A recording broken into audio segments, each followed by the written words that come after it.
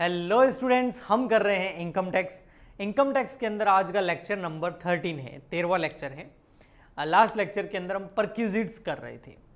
तो परक्यूजिट मैंने आपको बताया था दो तरीके के होते हैं, एक होते हैं for taxable for all employees और एक होते हैं टैक्सेबल फॉर स्पेसिफिक या स्पेसिफाइड एम्प्लॉयज़। तो आज हम टैक्सेबल फॉर ऑल एम्प्लॉयज़ कर रहे हैं, यानी कि आज हम जो परक्यूजिट्स स्टार्ट कर रहे हैं वो कर रहे हैं taxable perquisite for all employees, सभी कर्मचारियों के लिए कर योग्य अनुलाभ। तो ये बहुत सारे हैं, 2-3 लेक्चर इसके ऊपर आएंगे और इसमें सबसे मेन जो है परक्यूजिट जो टैक्सेबल होता है सभी एम्प्लॉय के लिए, चाहे वो स्पेसिफिक एम्प्लॉय हो या ना हो। ठीक है, इसमें सबसे फर्स्ट आता है रेंट फ्री अकोमोडेशन। जब एम्प्लॉयर यानी कि बॉस यानी कि कंपनी अपने एम्प्लॉय को रहने के लिए कोई मकान की सुविधा प्रदान करती है, फैसिलिटी देती है कि कोई मकान दे दिया कि वहाँ जाओ और चाबी दे दी, फ्लैट दे दिया, जाके रहो, उसका कोई रेंट वेंट नहीं पे करना है। हो सकता है वो फ्लैट कंपनी का हो, ओनर का हो, या कंपनी ने रेंट पे लेकर के एम्प्लॉय को दिया हो, एम्प्लॉय को उसके बारे में कोई जानकारी नहीं है, उसको तो चाबी दे दी गई है, वो गया, खोला और वहाँ मस्ती से रह रहा है। तो ये एक फैसिलिटी दे देंगी ना, किसकी? अकोमोडेशन की, रहने के लिए आवासीय सुविधा दे दी, और वो भी कैसी है? Rent free. उस फ्लैट का, उस मकान का कोई एम्प्लॉय को रेंट पे नहीं करना है, बस उसको मजे से रहना है।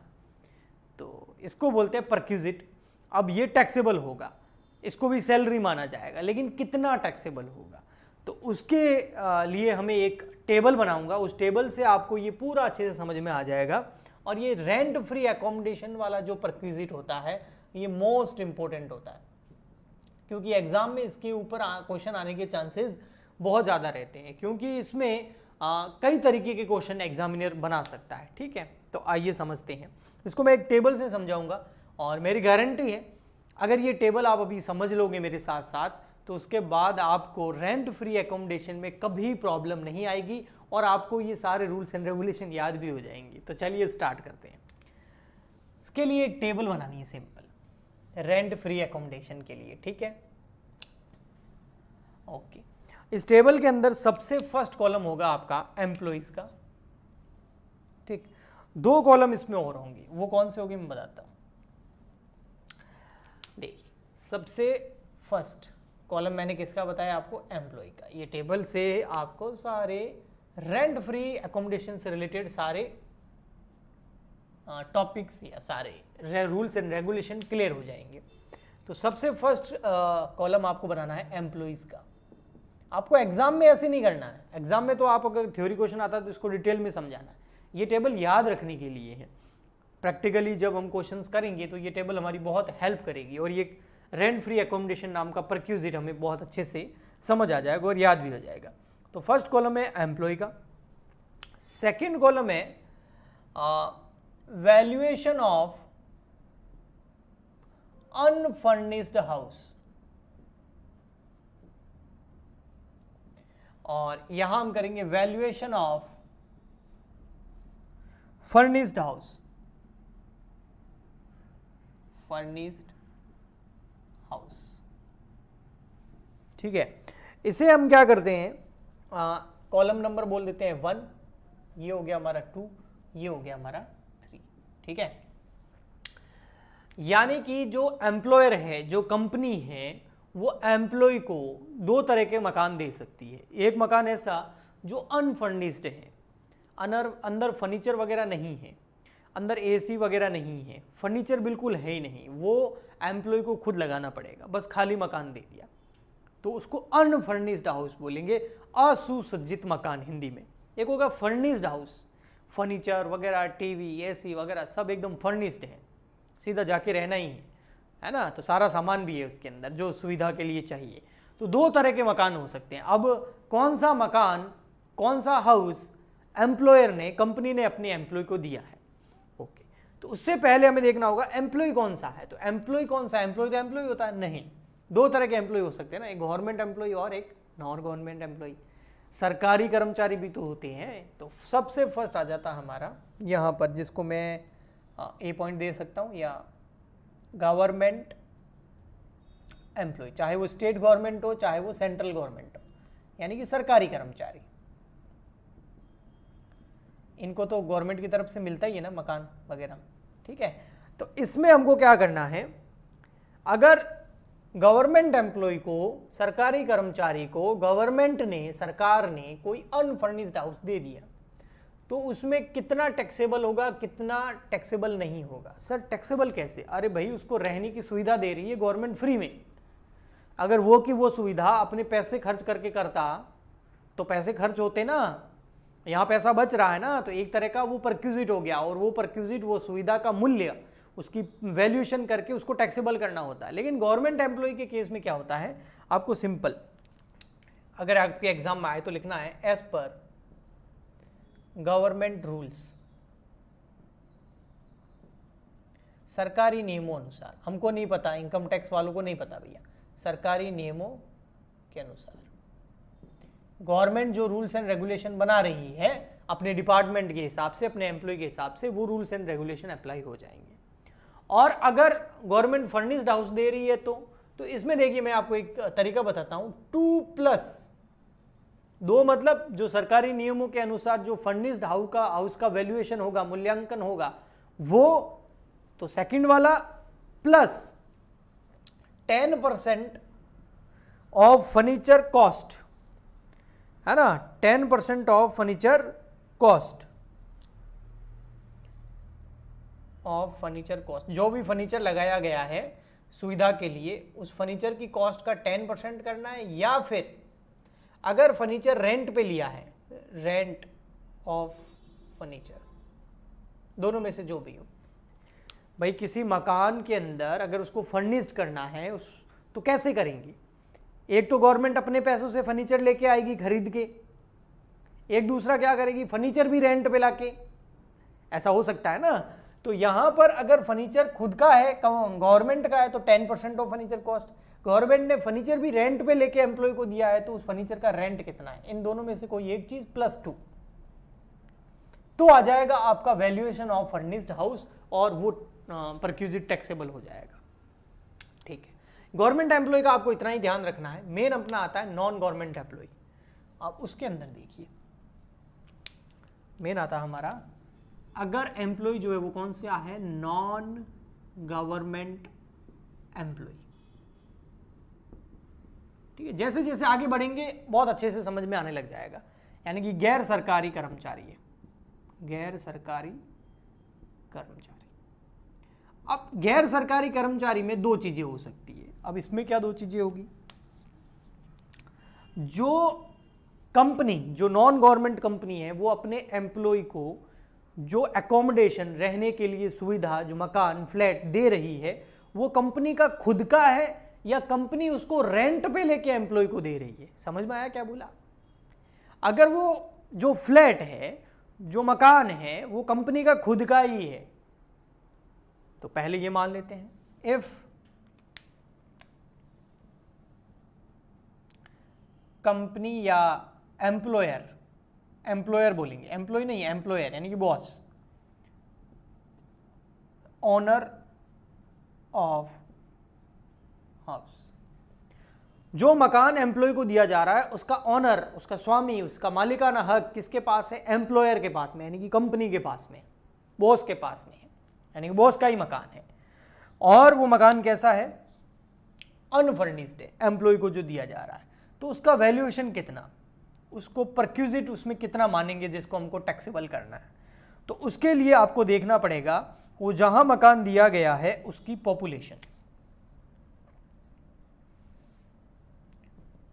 उस सिटी की पॉपुलेशन, मकान के अंदर की पॉपुलेशन नहीं, वो जो सिटी है उसकी जनसंख्या कितनी है, जिस जगह पे, जिस सिटी के अंदर एम्प्लॉय को अनफर्निश्ड हाउस दिया गया है जो कि एम्प्लॉयर का है, कंपनी का है। तो इसमें क्या हो सकता है, तीन चीजें हो सकती है। अब वो पॉपुलेशन तीन तरीके से हो सकती है। एक तो अगर पॉपुलेशन हो मोर देन 25 लाख, उस सिटी की पॉपुलेशन 25 लाख से क्या है ज्यादा, तो उसका प्राइस कितना होगा, उसका वैल्यूएशन कितना होगा, 15% ऑफ सैलरी।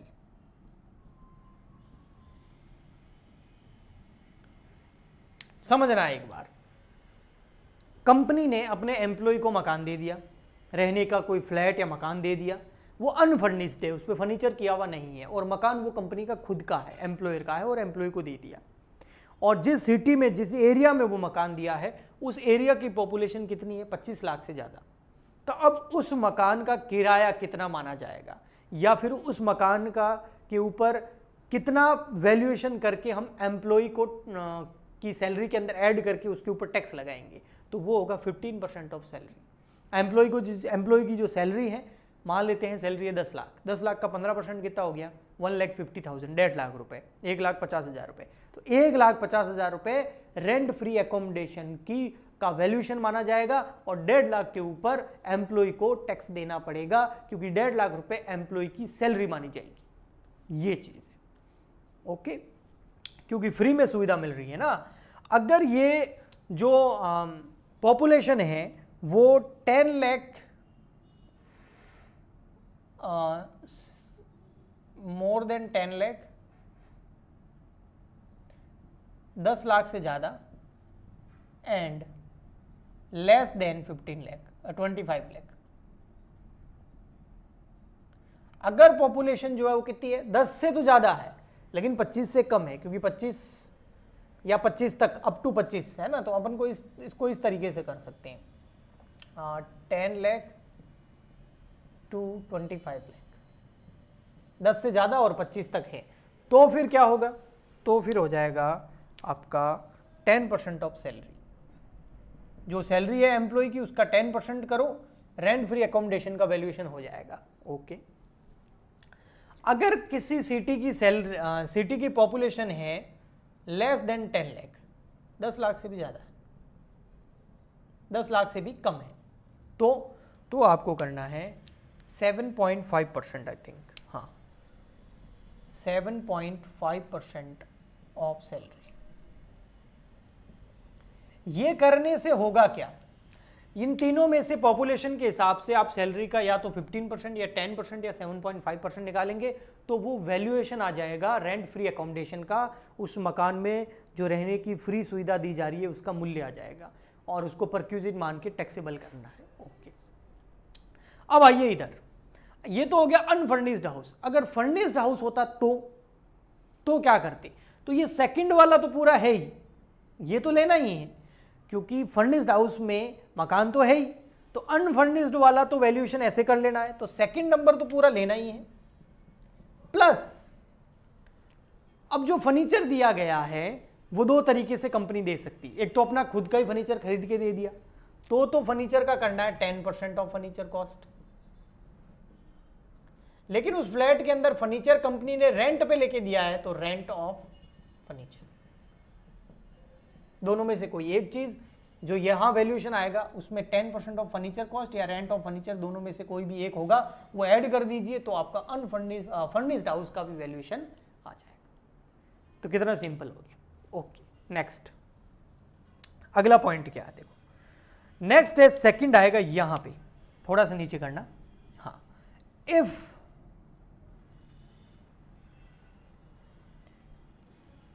एम्प्लॉयर, जो एम्प्लॉयर है is not owner of house, जो एम्प्लॉयर है, जो कंपनी है, वो उस मकान की मालिक नहीं है, बॉस उस मकान का जो एम्प्लॉय को दिया जा रहा है उसका ऑनर नहीं है। यानी कि कंपनी के पास में कोई फ्लैट वगैरह खुद का नहीं था, उसने उल्टा ही कहीं से किराए से लेके किसको दिया है? अपने एम्प्लॉय को दिया है।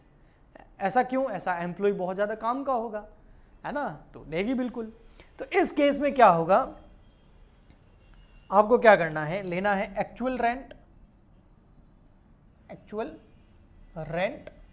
और एक्चुअल रेंट कितना पे किया कंपनी ने उस मकान के लिए जो एम्प्लॉय को सुविधा के लिए दिया जा रहा है, तो एक्चुअल रेंट और 15% ऑफ एम्प्लॉय की सैलरी का 15%, इन दोनों में से जो कम होगा, विच एवर इज लेस, उसको क्या मानेंगे? वैल्यूएशन, परक्यूजिट की वैल्यू मानेंगे उससे। तो मान लेते हैं जैसे एक्चुअल रेंट है 1 लाख रुपए और 15% ऑफ सैलरी, सैलरी 10 लाख रुपए, 10 लाख रुपए का 15% हो गया 1.5 लाख रुपए, तो 1 लाख और 1.5 लाख दोनों में से कम क्या है 1 लाख, तो 1 लाख होगी वैल्यू अनफर्निश्ड हाउस की। लेकिन ऐसा कब करना है, जब मकान ऑनर का नहीं हो तब करना है। ओके, और अगर वो फर्निश्ड है तो बिल्कुल सिंपल है। फर्निश्ड के केस में तो देखिए, अगर वो फर्निश्ड है तो क्या करना है, देखो इन दोनों में से जो कम होगा, यानी कि जो सेकंड वाला है वो तो आएगा ही आएगा अनफर्निश्ड हाउस का, प्लस वही 10% ऑफ फर्नीचर कॉस्ट। अगर फर्नीचर कंपनी का खुद का है तो उसका 10% कर लो, और अगर रेंट पे लिया है फर्नीचर तो रेंट ऑफ फर्नीचर। तो ये वाला देखो सब जगह सेम ही है, बस चेंज क्या है, यहाँ पर as per government rule plus ये, यहाँ पर पॉपुलेशन के हिसाब से वैल्यूएशन आएगा प्लस ये, और यहाँ पर एक्चुअल रेंट और 15% ऑफ सैलरी दोनों में से जो कम होगा वो वैल्यू प्लस ये। तो देखो बिल्कुल कम से कम आपको 4-5 पेज के थ्योरी को मैंने एक ही इस चार्ट के अंदर समराइज कर दिया, कुछ भी रहेगा नहीं, सब कुछ इसके अंदर आ चुका है। और इसको याद कर लिया तो समझो 3-4 पेज की थ्योरी आपको याद हो गई। अब आप उस थ्योरी को पढ़ोगे तो आसानी से सब समझ में आ जाएगा। बस यहाँ पर एक चीज़ है, नीचे यहाँ लिखूंगा मैं, जो सैलरी है उसका मतलब क्या है ना, ये आप चाहे तो सबसे पहले इसको स्क्रीनशॉट ले सकते हैं, ठीक है। फिर मैं आपको सैलरी का मतलब भी बता देता हूँ कि जो सैलरी है उसका मतलब क्या है, यहाँ पर ओनली बेसिक सैलरी है या अलाउंस जोड़ने हैं या क्या करना है। तो देखिए मैं बता देता हूँ आपको,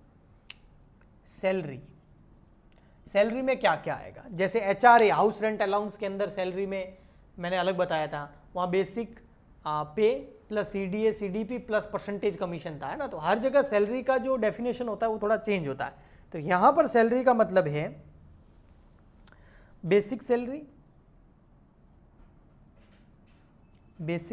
plus all the taxable salary, इसके अलावा कोई भी टैक्सेबल सैलरी हो, प्लस बोनस, प्लस कोई कमीशन हो, चाहे परसेंटेज में हो चाहे रुपीस में हो, सभी कमीशन ले लेना है, प्लस कोई फीस हो मिली हो, कोई मॉनेटरी पेमेंट एम्प्लॉय को दिया हो,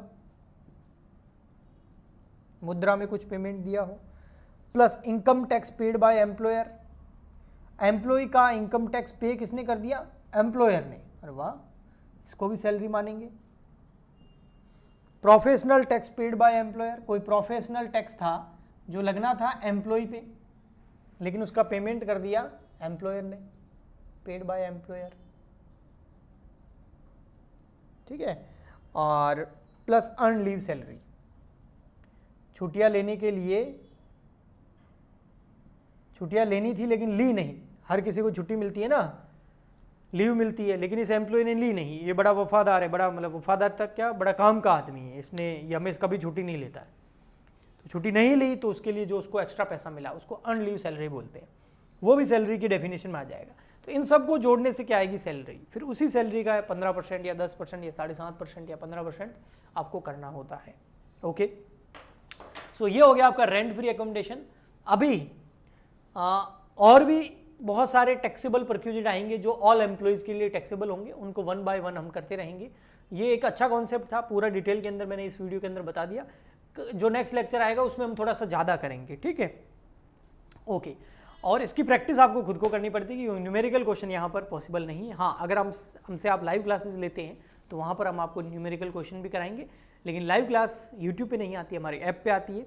ऐप का लिंक इस वीडियो के नीचे डिस्क्रिप्शन बॉक्स में मिल जाएगा, बट ऐप पे लाइव क्लासेस फ्री नहीं है, पेड क्लासेज हैं, ठीक है। हाँ, अभी वहाँ स्कीम चल रही है कि जो इनकम टैक्स की फ़ी है वो है 3500 रुपीज़, 3500 रुपये एक बार पे करने हैं, लेकिन अभी स्कीम चल रही है कि आप उसको 2 इंस्टॉलमेंट में पे कर सकते हैं। सो ये लेक्चर कैसा लगा आपको, अगर इससे हेल्प मिली है तो कमेंट करके ज़रूर बताइएगा, लाइक शेयर सब्सक्राइब ज़रूर करें। हम मिलते हैं नेक्स्ट वीडियो में, आज के लिए इतना ही, तब तक के लिए goodbye and thank you.